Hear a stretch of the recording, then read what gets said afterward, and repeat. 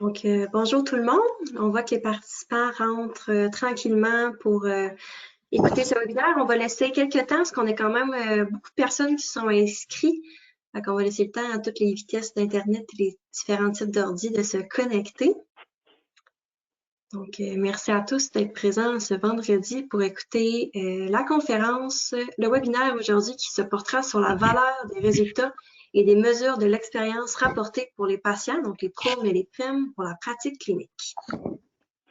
Je vais juste laisser un petit 2 secondes s'il y a encore des gens qui se connectent.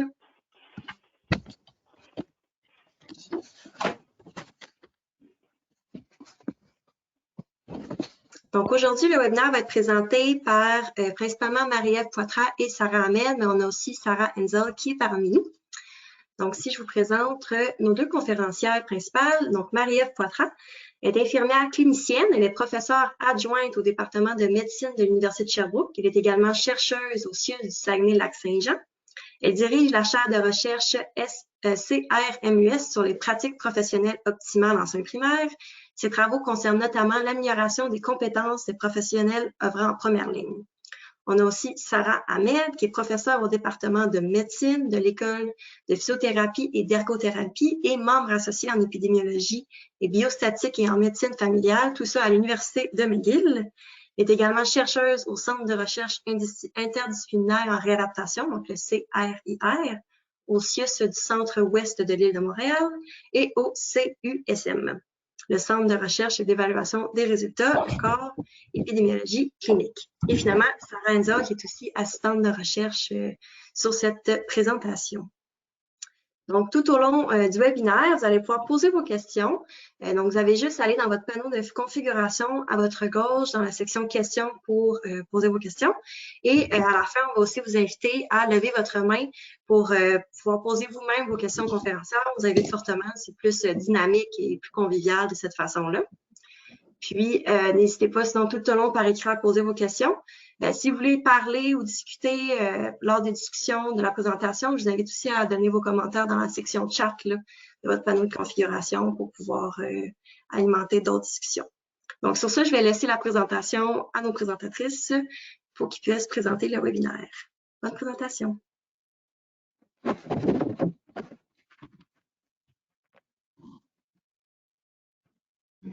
Donc, merci beaucoup. Avant de débuter, je veux seulement valider que tout le monde voit l'écran. Oui, on voit très bien. D'accord, merci beaucoup.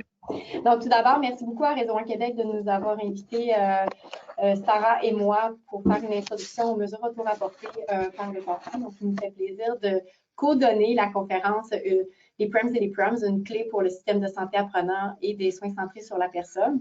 Comme c'est une co-conférence, on va conjuguer Nadia et moi le partage du PowerPoint. Donc, on espère que tout se passe bien et que tout aille de la bonne façon. Donc, tout d'abord, on n'a aucun conflit d'intérêt en lien avec cette présentation-ci. D'où ça vient, premièrement, les PREMS et les PREM, en fait. Ce qu'on sait, c'est que le système de santé actuel et les intervenants qui sont en santé s'intéressent à la trajectoire de vie des patients. Puis, ce patient-là, dans sa trajectoire, il navigue dans le système.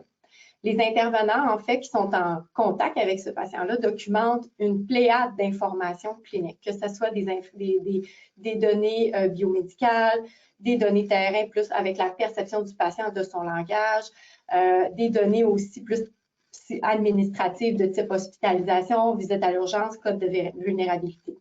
Ces données-là sont disponibles pour une meilleure prise de décision clinique par le professionnel de la santé ou l'équipe interprofessionnelle. Mais ces données sont également disponibles pour des meilleures prises de décision politiques, par exemple, pour prendre ou planifier l'organisation des services pour des populations en général ou des sous-groupes de la population en général. Cependant, ce qu'on observe, c'est que la perspective patient, elle est peut-être absente de certaines données qui sont collectées. Et lorsqu'on parle de la perspective patient, on parle tant de sa perception de la santé, mais on parle également de la perception de son expérience de soins. La question que je vous adresse aujourd'hui et auquel on va tenter de répondre ensemble tout le long de la conférence, c'est est-ce que la perspective patient est réellement incluse et considérée dans l'ensemble des données qu'on collecte en ce moment? Est-ce qu'on les intègre réellement dans nos prises de décision et dans une perspective de système de santé apprenant? Poser la question pour certains et probablement y répondre. Donc, qu'est-ce que c'est, en fait, on va commencer par l'expérience faciale. Dans notre jargon de recherche, on utilise le terme Patient Reported Experience Measure. Donc, c'est un indicateur de l'expérience de soins rapportée et perçue par la personne. Le PRAMS est un outil souvent validé scientifiquement, développé avec des patients, où on va aller mesurer des construits. Donc, on s'est attardé à des concepts qui peuvent être au niveau de l'accès aux soins, la continuité des soins, la collaboration interprofessionnelle, la globalité, les soins centrés sur la personne, incluant, entre autres, la prise de décision partagée, le soutien à l'autogestion et la sécurité des soins. Il y a une variabilité de mesures de type PRAMS qui est disponible dans la littérature. Ici, c'est non exhaustif, mais c'est ce qu'on appelle une expérience qui est générique, donc qui est commune à tous les patients, peu importe où ils consultent, où ils se promènent dans le système de la santé.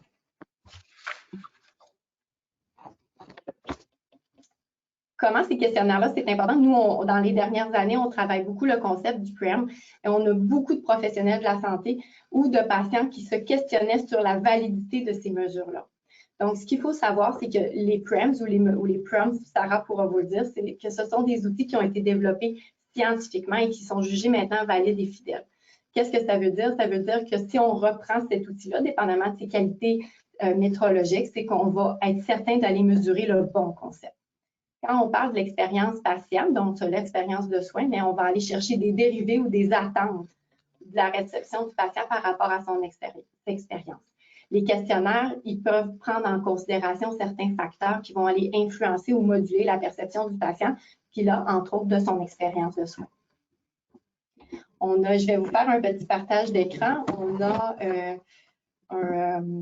Je vais essayer de trouver, on a développé une vidéo à la chaire de recherche parce qu'on s'est rendu compte en faisant un projet qu'on va vous présenter un peu plus tard dans la présentation, que ça peut être difficile de comprendre le concept du PRAM ou le concept du PROM parce que c'est très axé sur, en ce moment au niveau de l'intégration, c'est très axé sur des projets de recherche.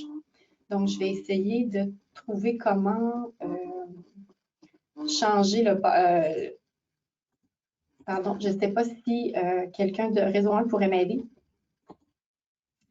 Ah, je crois que je l'ai trouvé. J'espère que vous le voyez.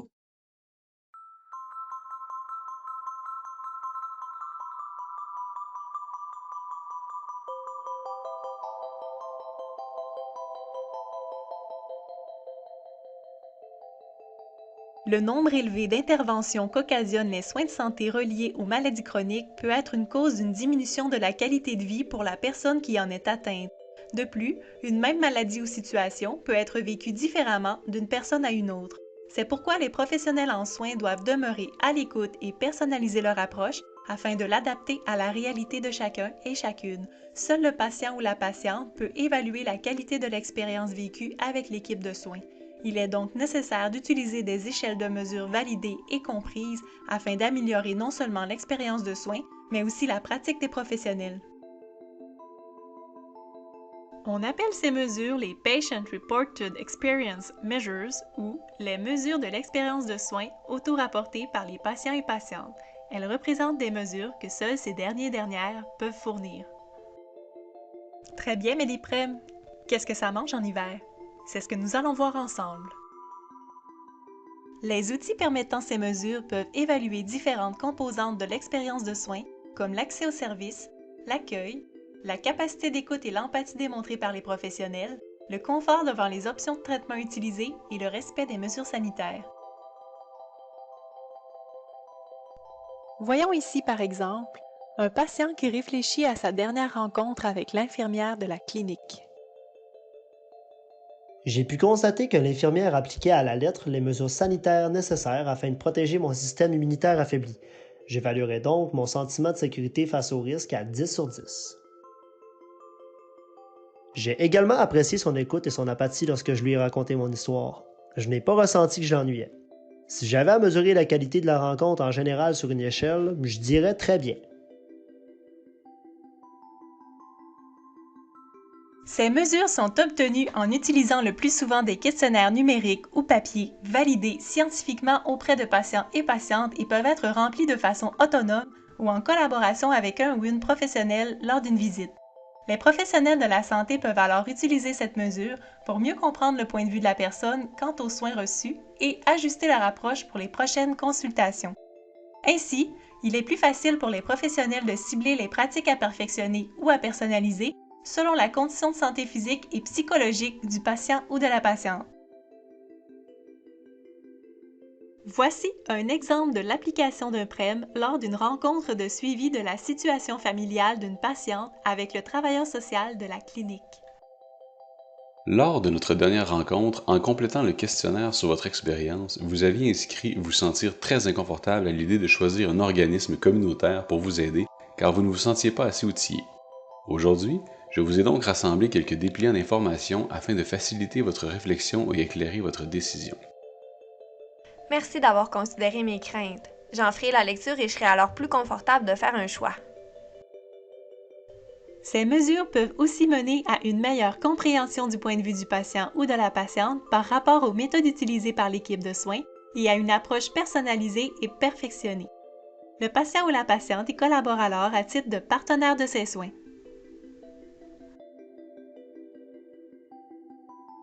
En résumé, l'utilisation des PREM lors d'une rencontre entre les professionnels et le patient ou la patiente permet d'uniformiser les outils d'évaluation de l'expérience de soins des patients et patientes, de se concentrer sur une approche personnalisée adaptée au point de vue de la personne, d'améliorer la qualité de vie et l'expérience de soins, de rehausser la pratique des professionnels en utilisant des outils d'évaluation efficaces et une approche centrée sur et avec la personne, et de mieux déterminer les offres de services pour des personnes vivant des situations particulières qui affectent leur point de vue sur leur santé.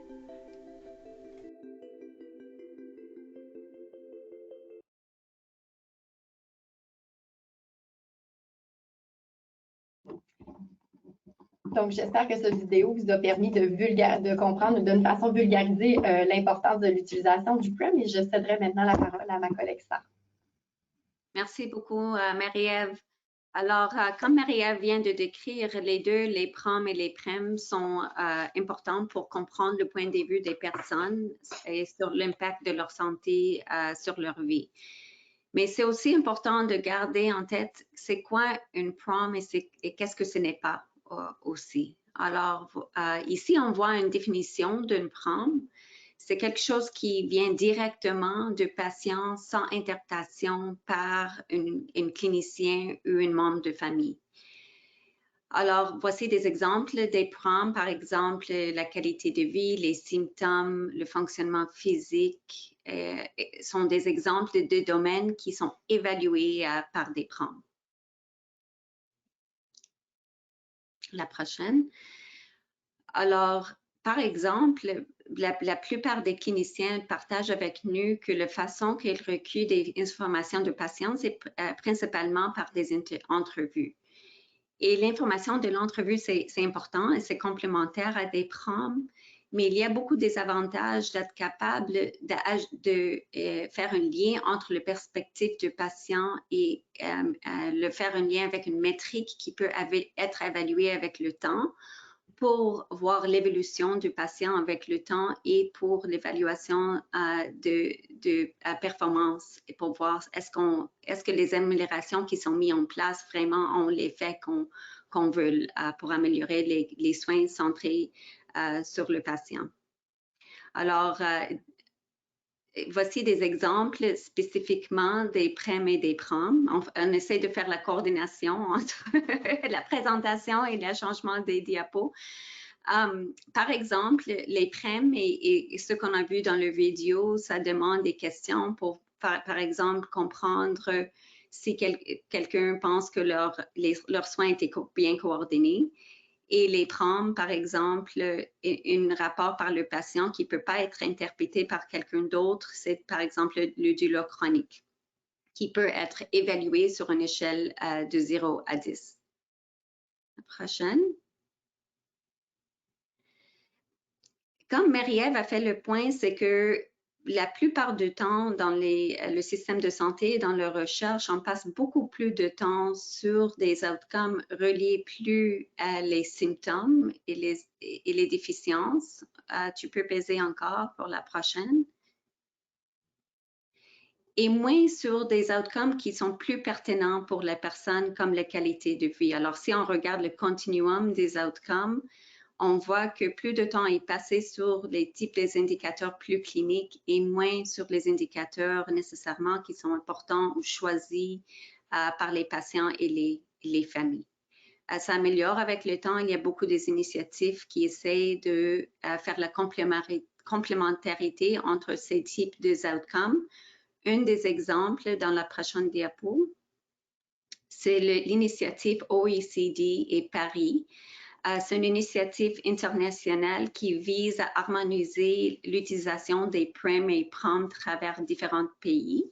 Et ici à Québec, c'est dirigé par Marie-Ève. Elle va vous parler de ça plus prochainement. Et ça montre, ce cadre conceptuel de l'OECD, ça montre l'importance des PROM et PREM relatifs à d'autres types des indicateurs et ces indicateurs dans le système de santé reliés à la santé et non reliés aussi à la santé qui sont des déterminants sur l'expérience du patient et sur les outcomes, les PROM. La prochaine diapo. Alors, une des questions qu'on veut aborder avec vous aujourd'hui, c'est de dire comment est-ce qu'on peut augmenter le succès et la pénalité des PROM et PREM dans le système de santé. Si on a la prochaine. Et c'est une des questions pour réaliser les avantages des PROM et des PREM. Alors ici, on regarde comment les PROM et les PREM peuvent améliorer les soins qui sont centrés sur le patient. Mais pour réaliser ça, c'est important que ces types de mesures ont une valeur ajoutée pour les cliniciens, les patients et les organisations et qu'ils ont le support nécessaire pour être capables d'intégrer les scores qui viennent de ces types de mesures dans les prises de décision au niveau d'un patient individuel ou au niveau d'un programme pour évaluer la qualité. La prochaine. On demande cette question aussi, c'est quoi les éléments requis pour supporter un système de santé apprenant qui inclut les PROM et les PREM. Et dans ce projet qui est supporté par l'unité de soutien, nous sommes en train de faire des entrevues avec des différentes parties prenantes pour leur demander c'est quoi leur définition de système de santé prenante, c'est quoi leurs besoins. Et en utilisant une carte conceptuelle d'un système de santé développé par Friedman, on regarde ces différents domaines pour lesquels qui vont rentrer dans un questionnaire éventuellement quand nous sommes prêts à rendre là. Et les domaines qui sont importants pour intégrer les scores des PREM et PROM et d'autres types d'indicateurs, ça inclut d'avoir un mécanisme pour évaluer les besoins et prioriser les changements qu'un milieu clinique veut aborder, de recueillir les données pour comprendre l'état actuel et pour aussi déterminer c'est quoi les nouveaux pratiques qui peuvent être mis en place pour améliorer les soins centrés sur le patient, d'utiliser ces domaines pour générer des connaissances de la performance et de mettre en place ces différentes pratiques et évaluer s'ils ont eu l'impact désiré pour améliorer les soins pour les patients. Et tout ça, c'est important de garder en considération les valeurs fondamentales d'un système de santé. Par exemple, les aspects de gouvernance, l'éthique, la confidentialité et l'équité. Et d'être sûr que, à travers toutes ces différentes étapes, qu'on demande ces questions, est-ce qu'on reste fidèle à ces différentes valeurs? Chaque de ces domaines, c'est sûr qu'il y a des sous-domaines qui sont importants. Alors, si on rentre à la prochaine diapo. Alors, on regarde chacun de ces différents sous-domaines pour être sûr qu'on aborde et on comprend qu'est-ce qu'il y a besoin pour adresser les différents processus dans chaque de ces sous-domaines. Et éventuellement, qu'est-ce qu'on veut? La prochaine diapo, c'est de voir est-ce que c'est possible d'arriver à un questionnaire qui peut être administré à les différents milieux pour mieux comprendre leur niveau de préparation pour un système de santé et utiliser cette information pour aider les milieux cliniques à mettre en place les aliments qui sont manquants et de renforcer les aspects qui fonctionnent très bien. Alors, c'est un projet qui déroule maintenant. On a approché déjà plusieurs entrevues pour participer avec nous. C'est important d'avoir différentes perspectives. Alors, on va continuer à vous demander de participer et de vous donner votre feedback pour être sûr que c'est un questionnaire qui répond à la besoin des différents types de cliniciens et différents contextes de milieux cliniques. Si on arrive à la prochaine diapo.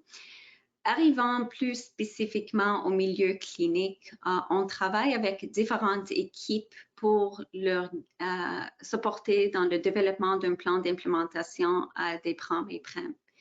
Et on commence, il y a différents guides qui sont développés. Ça, c'est un de l'International Society of Quality of Life, par exemple, qui souligne les différentes questions qui sont importantes à réfléchir pour augmenter le succès d'implémentation des PROM et de l'utiliser les scores pour prendre des décisions dans les milieux cliniques. Et pour tout ça aussi, de supporter à la prochaine diapo, ce processus, c'est de développer différents outils qui peuvent être utilisés pour aborder différents aspects importants à considérer pour le succès d'implémentation des PROM. Par exemple, la sélection des différentes mesures. Il y a plusieurs qui sont développées jusqu'à maintenant, lesquelles sont les plus applicables dans un milieu clinique spécifique pour une clientèle spécifique. La technologie, c'est toujours quelque chose qui revient comme une question, comment choisir la bonne plateforme. L'interprétation et relie les scores à des décisions cliniques considérant le contexte et les services qui sont disponibles pour un milieu, pour une clientèle. Alors, on travaille avec différentes équipes pour mettre ça en place. Une des choses qui revient toujours, si on va à la prochaine diapo, Sarah, c'est le temps requis pour administrer nombreuses PROM et PREM. Alors, pour vraiment comprendre l'état du patient et les différents domaines de santé physique, mentale, sociale, etc., ça peut prendre beaucoup des items à administrer à un patient. Et ce tour-ci, c'est administré plusieurs fois à travers leurs soins et les transitions de soins. Alors, depuis 2014-12, le groupe PROMIS, qui est subventionné par le National Institute of Health aux États-Unis, ils ont utilisé la façon de développer des banques des items. Et l'avantage d'avoir des banques des items, ça nous aide à choisir des items qui sont les plus appropriés pour évaluer un domaine comme fatigue, par exemple. Un des défis pour l'utilisation de ces banques des items à Québec, c'est que c'était pas en français, c'était pas traduit en français. Alors avec le soutien de l'unité de soutien du Québec, on a traduit plusieurs de ces banques d'items plutôt pour les adultes d'anglais à français. La prochaine diapo. Alors, juste pour élaborer ce point un peu plus, c'est que la façon que ça fonctionne, c'est au lieu d'administrer tous les items à une personne, c'est de mieux comprendre où est-ce qu'il commence dans un item, par exemple la fatigue, et de choisir la prochaine item qui match leur réponse. Alors, s'ils répondent de positif, ils donnent de quelque chose qui montre moins de fatigue. Si c'est de façon négative, ça donne des choses qui reflètent plus de fatigue. Alors, dépendant de comment quelqu'un répond, ça choisit la prochaine item qui fait le plus de sens pour cette personne. En faisant ça, ça aide à diminuer le nombre d'items pour évaluer un domaine. Alors, ça peut diminuer par jusqu'à 60%, des fois plus que ça. Alors, ce qui traduit une efficience pour l'administration des PROM, surtout dans les milieux clinique. Et aussi, l'autre avantage, c'est que les scores pourraient être présentés d'une façon standardisée. Sarah Hensel va présenter un exemple de nos projets pour rendre ça un peu plus concrète. Alors, ça, ce système est disponible avec le support de l'unité de soutien et d'autres fonds qui étaient alloués à développer ce système et c'est disponible si les milieux cliniques sont intéressés à l'essayer et voir si c'est une bonne match pour leur pratique. Alors, la prochaine diapo, Sarah. Alors, comme j'ai dit, pour rendre ça un peu plus concret au milieu clinique, Sarah, qui dirige beaucoup des projets reliés à les PROM et les PREM à travers différentes populations, va prendre la parole. Je passe la parole à Sarah. Bonjour.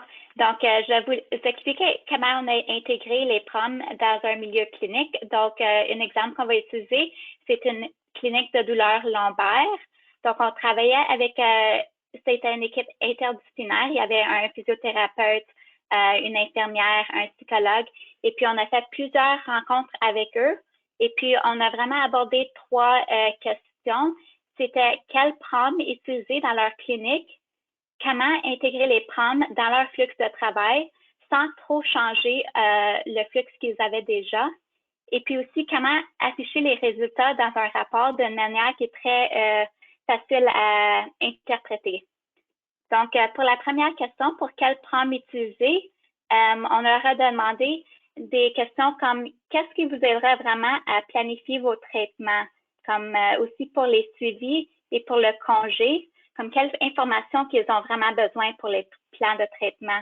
On leur a demandé aussi quelles informations pourraient contribuer à une visite plus efficace.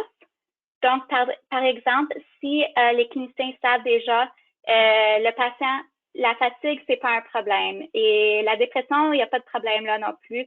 Donc, ça peut rendre la visite beaucoup plus efficace. Alors, ils peuvent se concentrer sur les domaines que le patient y avait vraiment démontré dans les PROM qu'il y avait un problème.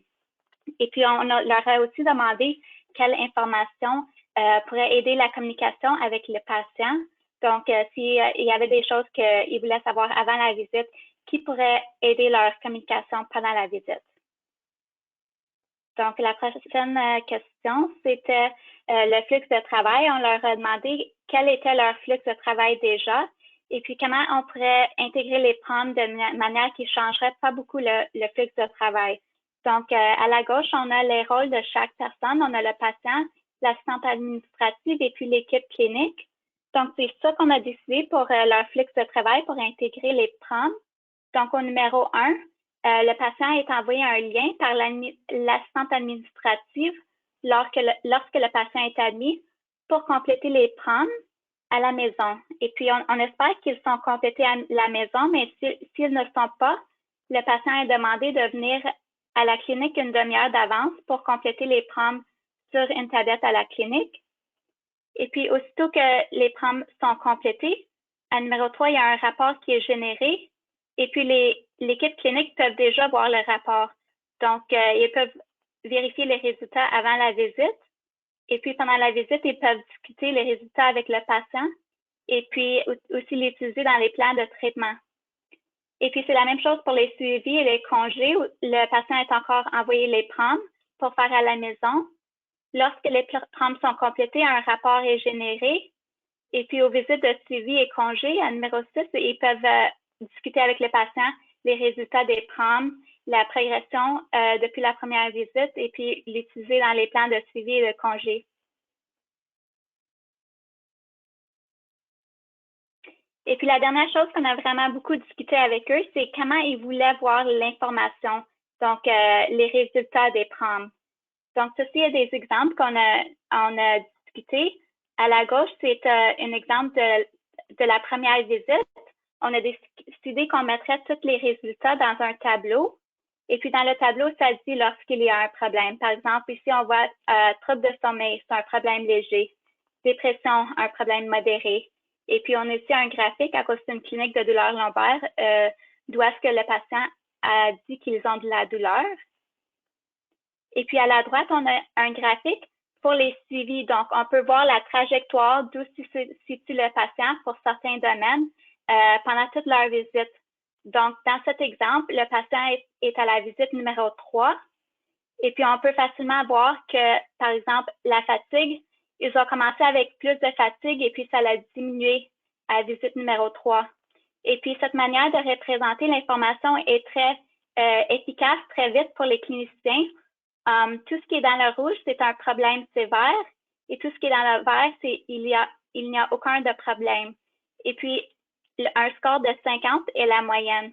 Donc, c'est très efficace aux cliniciens à voir tout de suite c'est quoi les problèmes pour les patients, où il y a des régions qu'il n'y a aucun problème, qui n'ont pas besoin de trop discuter pendant la visite. Merci beaucoup, Sarah. Et Sarah, toutes les fois que vous présentez sur Promise et les outils, j'en apprends toutes les fois.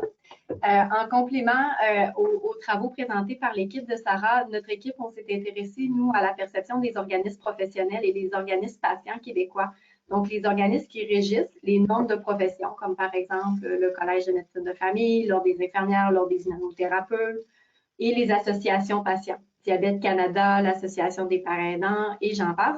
Parce que dans une stratégie de gestion du changement, mais oui, on veut initier des changements en milieu clinique, mais bon nombre des recommandations et des changements proviennent aussi de façon plus macro et donc certaines fois par des organismes, entre autres pour les professionnels, souvent c'est des normes de pratique.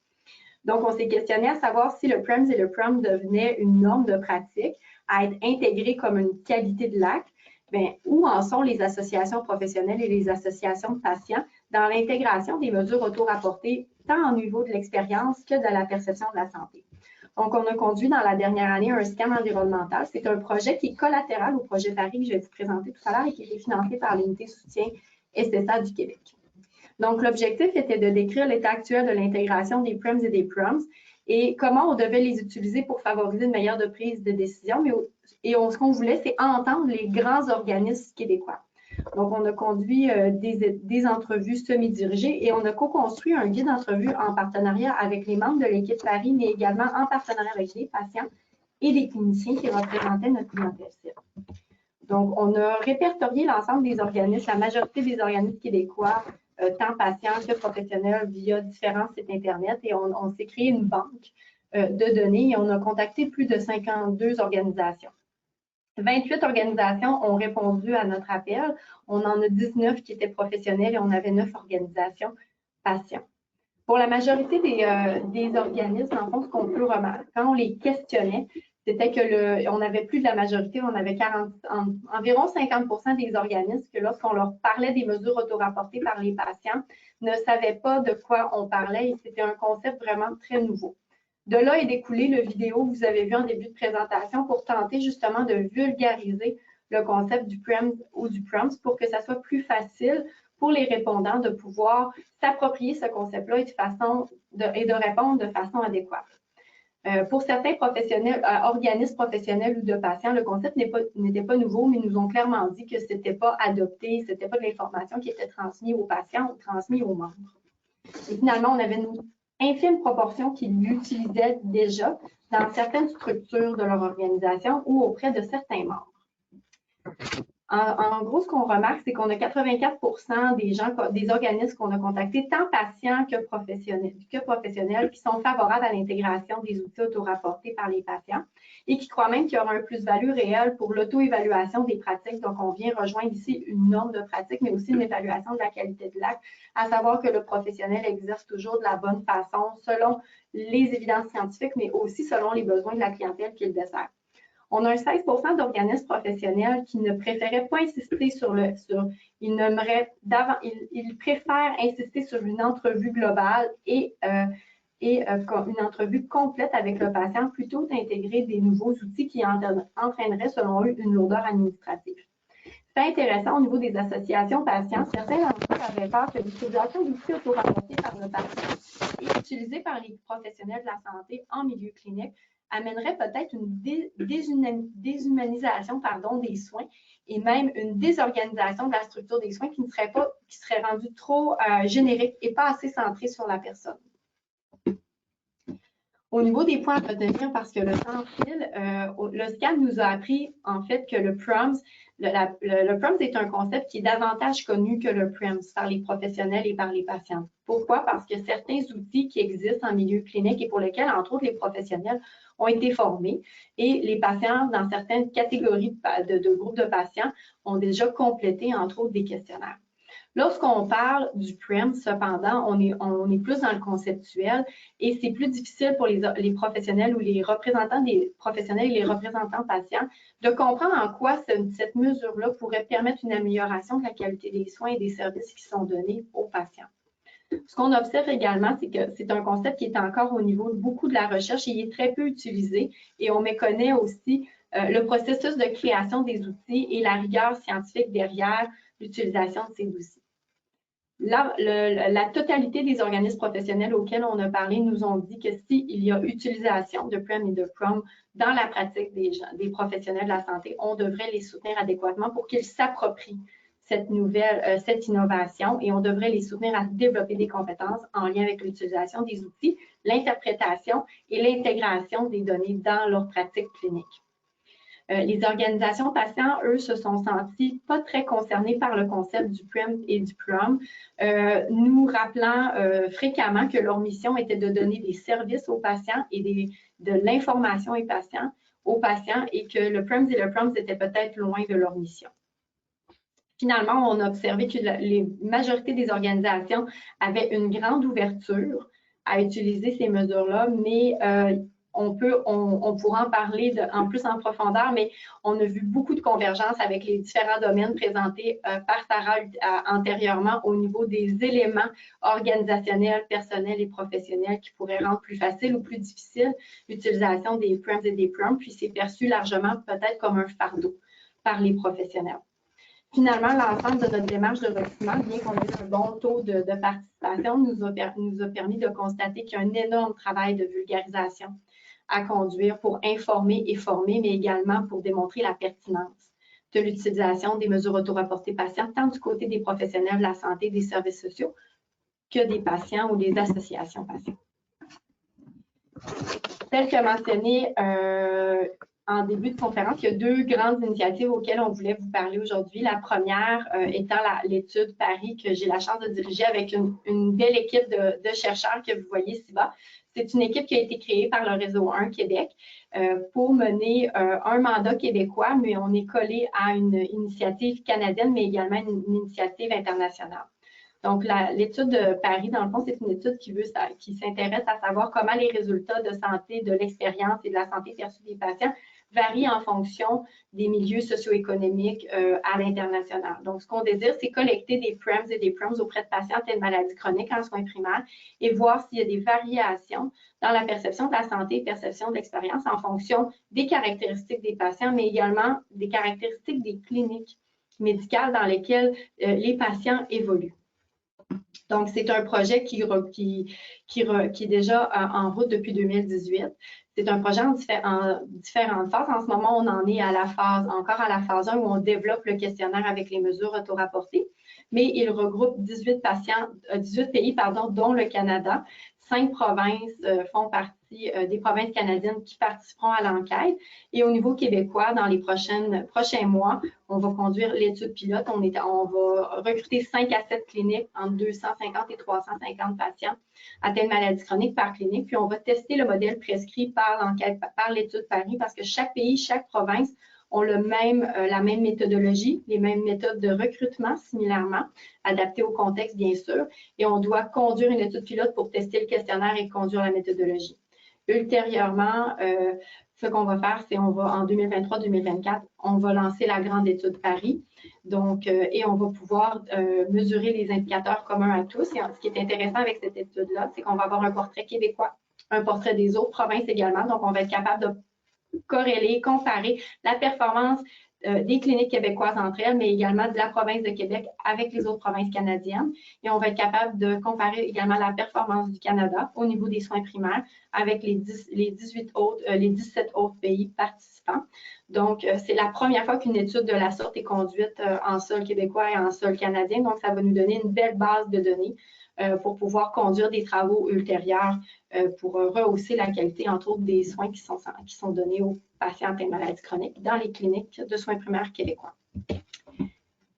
Vous avez peut-être une idée rapidement basée sur le modèle théorique que Sarah vous a présenté tout à l'heure, mais l'enquête au CDA Paris va aller collecter des données au niveau des caractéristiques des cliniques, donc combien de médecins, combien de membres de l'équipe interprofessionnelle, quels sont les services qui sont offerts aux patients atteints de maladies chroniques, quels sont aussi les services qui sont donnés pour le développement des pratiques professionnelles, entre autres en lien avec les maladies chroniques auprès des professionnels.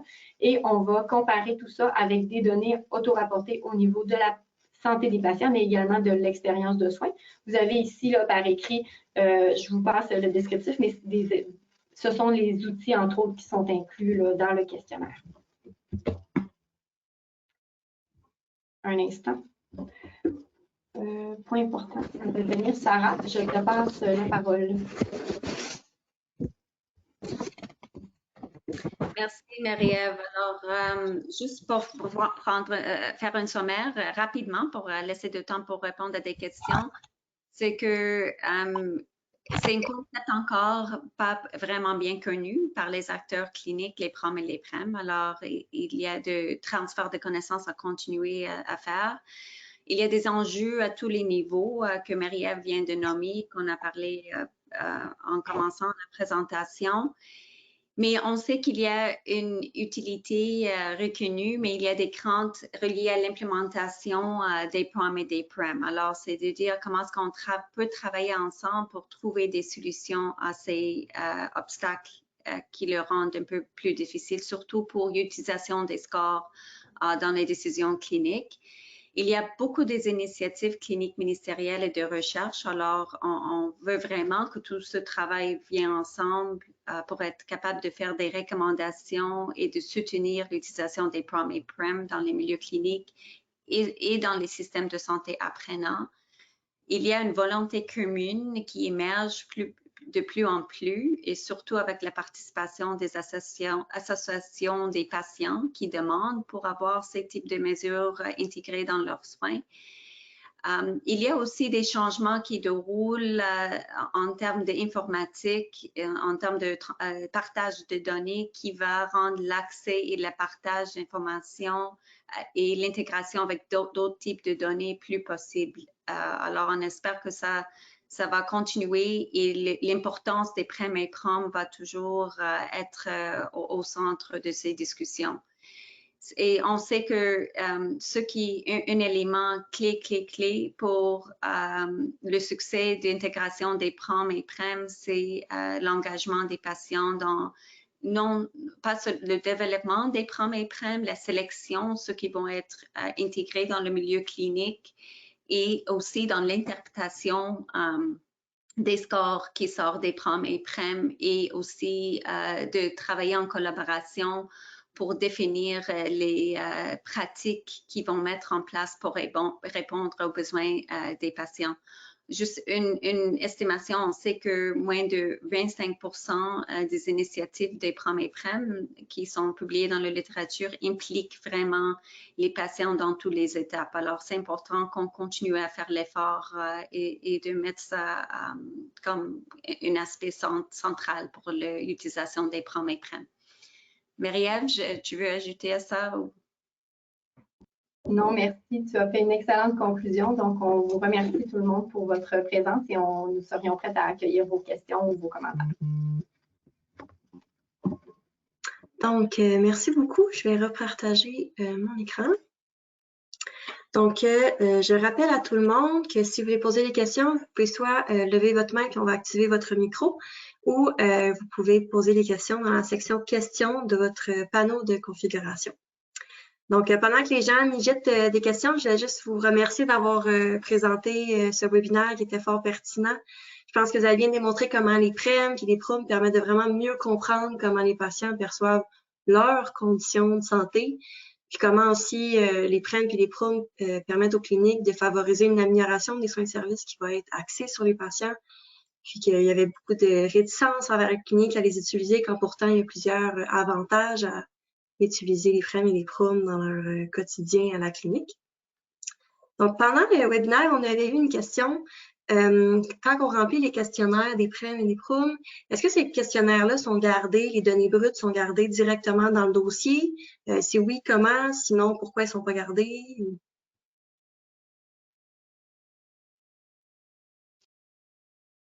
Tu veux que je réponde, Marie-Ève?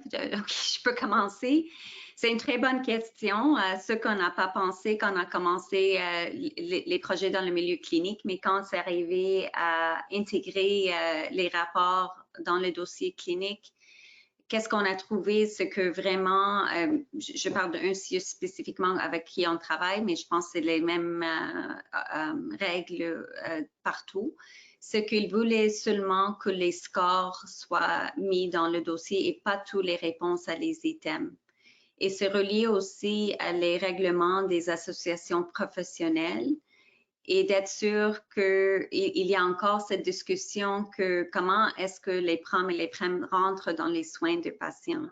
Est-ce qu'il faut avoir le confirmation qu'un membre de l'équipe clinique a regardé les scores, interprété et défini comment c'est relié le traitement de patients, ou est-ce qu'on peut le mettre pour dire c'est une source différente qui vient de patients, qui est un aspect important du dossier, mais pas nécessairement toujours intégré ou interprété par les membres de le milieu clinique. Alors, c'est des questions, je pense, qui vont continuer à être soulevées. Mais pour maintenant, la solution, c'était de juste mettre des scores sommaires qui fait partie des autres types de mesures recueillies sur les soins de patients et pas montrer tous les réponses, pas inclure toutes les réponses à les items dans les dossiers cliniques. C'est bon, fait que dans le fond, pour pas nécessairement alourdir le dossier, de juste mettre les derniers résultats là, cliniques qui vont être importants pour interpréter, là. Puis après ça, faire une suite, un suivi là-dessus. Parfait. Ensuite, on avait une autre question. Ce serait quoi les stratégies de recherche pour les cliniciens ou les gestionnaires qui souhaitent intégrer des PREM et des PROM à leur clinique qui sont validées selon leur population cible? Fait que ce serait quoi les stratégies pour en trouver là, des PREM et des PROM validés? Est-ce que tu veux y aller, Sarah, puis je compléterai pour le PREM? Ou je vais y aller? Alors, si j'ai bien compris la question, c'est de comment choisir les PROM et les PREM appropriés. Alors, comment les choisir et comment les trouver aussi? Hein? Et comment les trouver? C'est une très bonne question parce qu'il y a des équipes qui travaillent ensemble pour être capables de centraliser les différents choix de PROM et PREM parce que c'est un enjeu de les trouver. La meilleure façon, c'est de commencer avec demander les questions que j'ai montrées dans le diapo, le guide d'implémentation des PROM et PREM. Parce qu'en répondant à ces questions, ça nous amène les PROM et les PROM au moins, je laisse Marie-Ève parler pour les PREM, qui vont être les plus utiles. Une des choses des fois qui arrive, c'est qu'on choisit beaucoup des PROM, on recueille toutes les données et on n'utilise pas les données. Alors, ça aussi de demander les questions, vraiment, c'est quoi les objectifs et c'est quoi les données qui vont être les plus utiles dans une population spécifique ou un besoin spécifique dans un milieu clinique.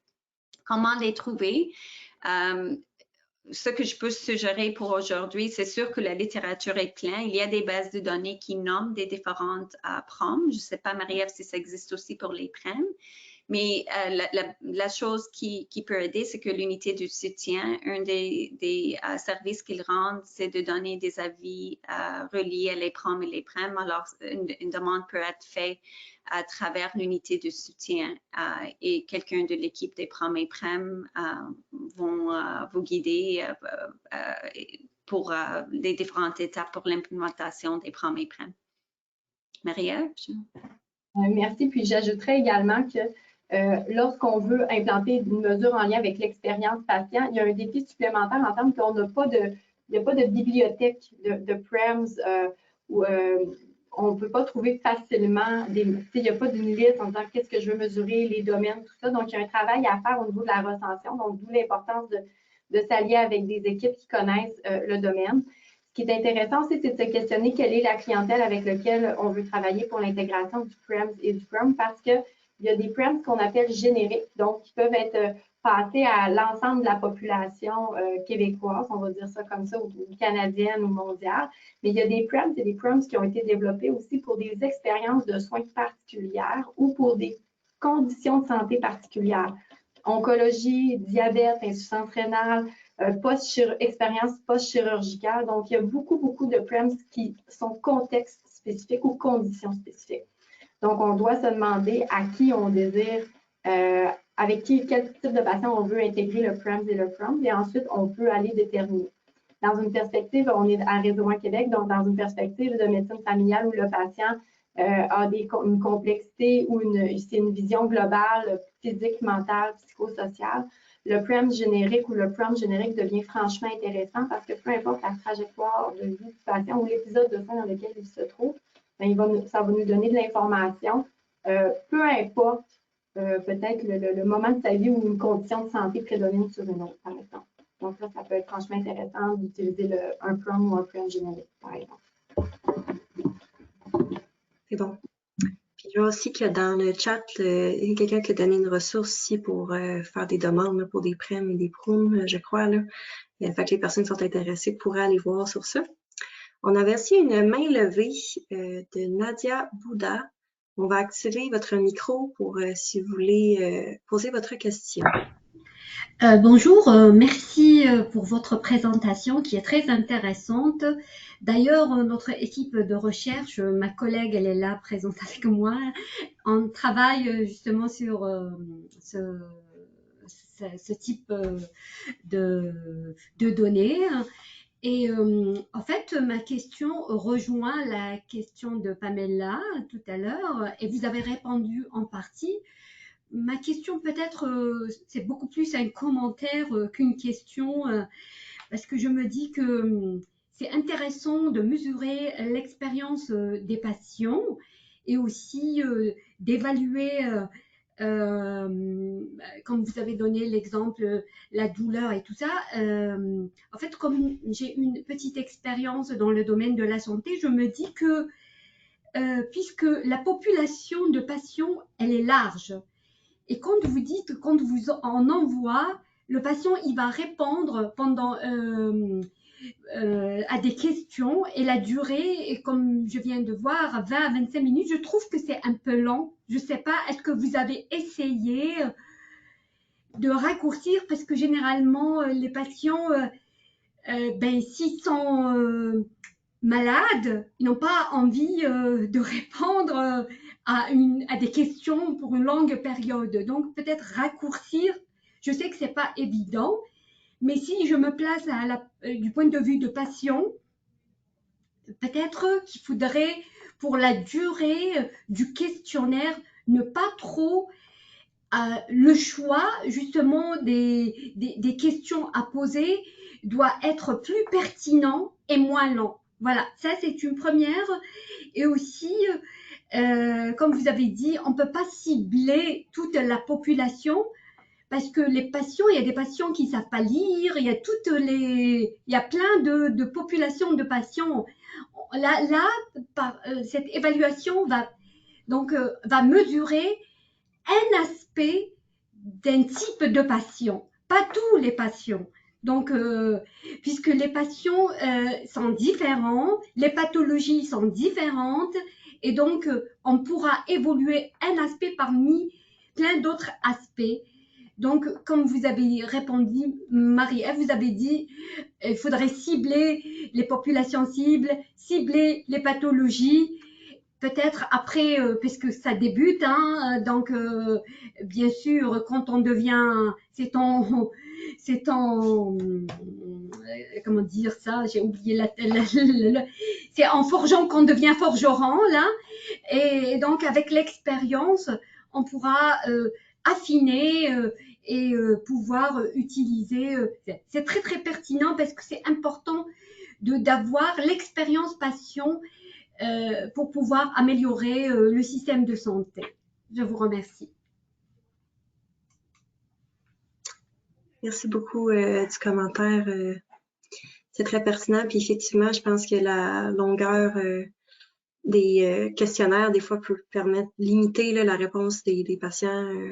Fait que c'est important de raccourcir, mais tout en gardant le plus d'informations pertinentes. Là. Donc, j'aurais une autre question, ça serait pour des gestionnaires ou des cliniciens qui désirent intégrer les PREM et les PROM dans leur clinique, mais qu'en cherchant, ils n'ont pas nécessairement trouvé des PREM ou des PROM qui sont pertinents pour leur population, pour leur réalité de leur milieu, puis ils décident d'en créer un par eux-mêmes. Fait que comment s'assurer que ce formulaire-là soit toujours valide pour leur population? Est-ce que c'est bien conseillé de faire ça ou c'est mieux d'aller trouver un questionnaire qui est déjà existant? Donc, j'aimerais vous entendre sur ça. Est-ce que tu peux répondre? Je vais me lancer en premier et tu pourras compléter, Sarah. En fait, c'est toujours très stimulant de voir que des gestionnaires et des cliniciens ou des directeurs de clinique tentent de travailler le concept et de développer des questionnaires. On a vu beaucoup d'initiatives dans les dernières années, entre autres dans des JMFU, pour aller développer des questionnaires en lien avec l'expérience patient. Donc, c'est très positif parce qu'on voit que les gens ont un intérêt pour développer des mesures pour pouvoir, entre autres, s'améliorer ou améliorer les services aux patients.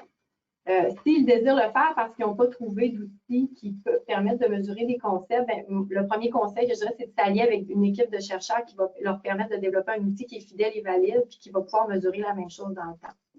Cependant, aussi, je reviens avec, il y a des équipes qui connaissent vraiment les outils, les domaines, tout ça. Donc, mon expérience, puis Sarah pourra compléter, mais j'aurais tendance à penser qu'on pourrait toujours trouver un outil ou un outil avec un concept apparenté pour aller mesurer. Un danger qu'on a observé dans le passé, entre autres en lien avec l'expérience patient, c'est qu'il ne faut pas confondre l'expérience patient avec un questionnaire de satisfaction des soins. Et là, on peut avoir un biais parce que la satisfaction, c'est une composante de l'expérience patient. Et souvent, on peut aller mesurer et les patients sont souvent très satisfaits des soins reçus, mais on est souvent satisfait de choses qu'on connaît et on ne peut pas dire qu'on n'est pas satisfait de soins qu'on ne savait pas qu'on pouvait avoir. Donc, je ne sais pas si vous comprenez la logique, l'importance justement dans l'expérience en tant que patient d'aller mesurer plusieurs domaines pour être certain qu'on capte la complexité de l'expérience patient, entre autres dans une clinique de soins primaires. Donc, le conseil que je peux donner, c'est d'essayer d'aller rechercher des outils qui sont fidèles et valides pour être certain qu'on puisse aller mesurer vraiment la bonne chose et ensuite travailler la bonne chose. Et je céderai la parole à Sarah qui a sûrement quelque chose à ajouter. Oui, non, merci Marie. Je suis complètement d'accord. Je pense quand il n'existe pas une mesure qui répond à les besoins, c'est possible de le créer, mais peut-être il y a 15 ans, c'était le cas. Maintenant, je vais dire que dans plus que 80% des situations, une mesure existe, une mesure très similaire existe. Et je nomme ça parce que c'est toujours important, dans mon avis, de commencer avec ce qui a été développé déjà, même si ça ne répond pas 100% à qu'est-ce que le clinicien ou le gestionnaire veut avoir comme mesure de premier point. J'enseigne le cours de Measurement Development à l'Université de McGill et toujours on a cette discussion où les étudiants vont développer leurs propres mesures, mais on dit toujours des mesures qui existent et des items dans ces mesures, il y a beaucoup de travail qui est rentré, être sûr que c'est clair, qu'il y a de support pour la reliability, la reproducibility, la validité. Alors, pourquoi recréer des items s'ils existent? C'est possible, c'est mieux de prendre différents items pour créer une mesure qui sont plus rigoureux, qui peut être testé pour être sûr que ça répond à tous les requis méthodologiques d'un questionnaire que de recommencer de scratch parce qu'il y a beaucoup de travail, des ressources qui a rentré et développer ces mesures. Et ça, c'est vraiment pourquoi Promise a été créé. Promise a pris pour le fatigue, pour le sommeil, pour le douleur, la fonction physique, etc. Ils ont pris les meilleurs items de toutes les mesures, ils ont mis dans une banque des items. Ils ont dit, on peut choisir maintenant. Si j'ai une clientèle qui est très sévère, je choisis des items qui répondent à une clientèle plus sévère. S'ils sont plus hauts dans leur niveau de fonctionnement physique, je choisis des items qui répondent à ce besoin.